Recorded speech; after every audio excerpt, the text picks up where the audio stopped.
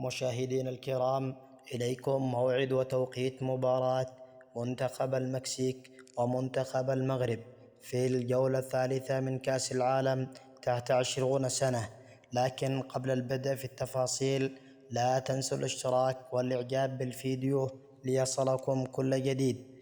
يستقبل منتخب المكسيك نظيره منتخب المغرب في الجولة الثالثة من كأس العالم تحت 20 سنة للموسم 2025-2026، وستقام مباراة منتخب المكسيك ومنتخب المغرب اليوم السبت 4/10/2025 في تمام الساعة 9 مساء بتوقيت المغرب وتونس والجزائر، وفي تمام الساعة 11 مساء بتوقيت السعودية ومصر والعراق واليمن إن شاء الله.